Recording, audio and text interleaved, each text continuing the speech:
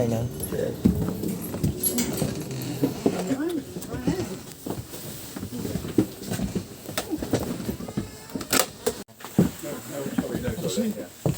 Take me through to the flight deck. Few minutes. Have you got anything to do with the aircraft industry or No, aircraft? no. Good, right? Okay. We always ask that because we need to be a bit more expert and technical, perhaps, for some people. Yeah. Are you local? Do you live in Cheltenham or? Yeah, in Gloucester. Gloucester? Yeah. Right. I asked that question because this museum really sort of focuses on the connection to the aircraft industry in Gloucestershire. And this aircraft looks as though it's the odd one out, because all the other aircraft in the museum are military aircraft, all built where Tesco's is now in Gloucester, the big Tesco. Ah, the big Tesco. And all the Meteors and the Javelin that you've seen in the main hangar were built just a few miles over there. And the connection that this aircraft has with Gloucestershire is this. And that's, do you know what that is? Young man? What's that now? Have a guess. I can't remember what's it. Oh, I'm sure you can. I bet you might have one in your pocket. Time, 1960s, 70s we're talking about now, which had automatic pilot and an automatic landing system. And this aircraft could land itself in certain weather conditions. If the weather conditions are like that, we used to call those pea supers because they were very dense fogs and smogs. Smogs was the smoke. London was it had a lot of coal-fired heating systems in houses, and what came out of the chimneys was lots of smoke. And in certain weather conditions, the smoke was held close to the ground, so aircraft couldn't land in those conditions. So they either had to divert or not fly at all. So they couldn't take off if they were on the ground in those conditions. But this aircraft could, because of the computers that it held underneath. It was also unique in that it had normally 3 engines. And if you're designing an aircraft with 3 engines, where would you put them? At the back? Yes, to keep it balanced. So it had the 3 engines at the back there, 1, 2, and the 3rd engine was in the middle here. So 3 engines, but this aircraft was unique. This was the biggest of the Tridents. It had 3 of lots of things. That's why the Trident name came about. Triangle, tripod, so on and so forth.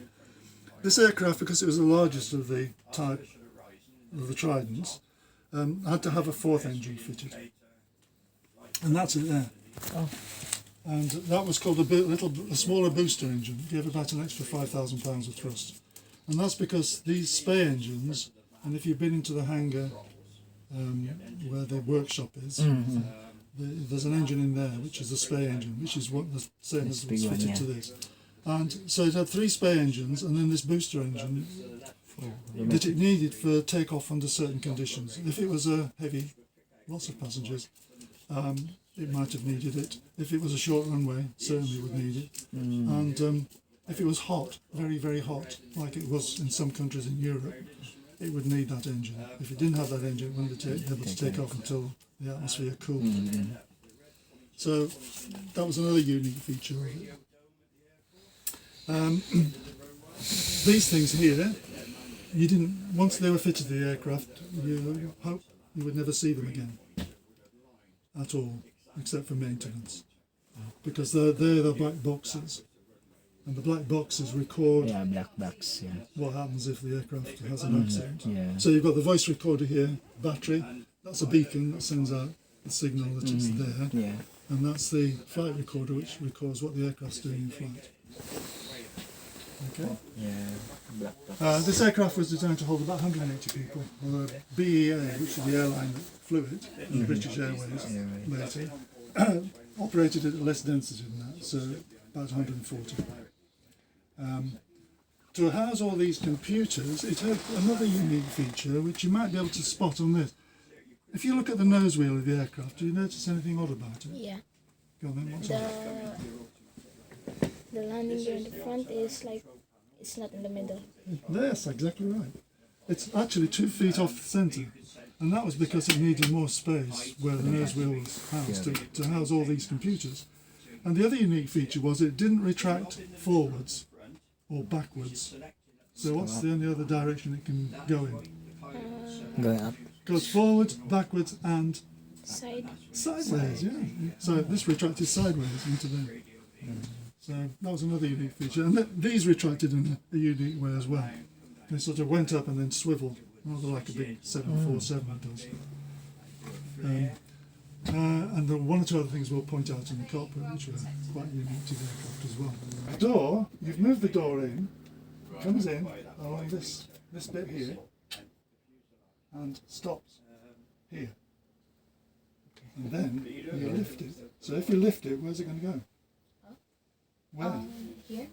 Yeah, it's on this rail here. You see this rail? Follows the rail. Up into it. And that was unique on these aircraft. That was not many aircraft have doors on them. Yeah, so most of the aircraft like going out. Yes, huge hinges. I mean, on modern aircraft, the doors are much bigger than this, and they open outwards and then slide to one Yeah, side. side or going out. And that means a big hinge, which is brilliant, but it also takes up a lot of space. This one takes up much less space, so you could fit more seats in if you wanted. So it was a nice sort of thing. So well done. So hinge, remember that word. Because No if you'd hinges. invented the hinge, you'd been a billionaire by now. How many doors in the world? And how many doors, how many yeah. hinges on those doors? Must be billions of them. Go. And you know something, I don't know who invented the hinge. Strange, isn't it? We're outside the law. Coming in? Yes, go on. Carry on. Watch your head when you sit down. Right, if you sit in that seat, yeah, then you can sit there. Kneel. Okay, so you're sitting in the cockpit of the Trident.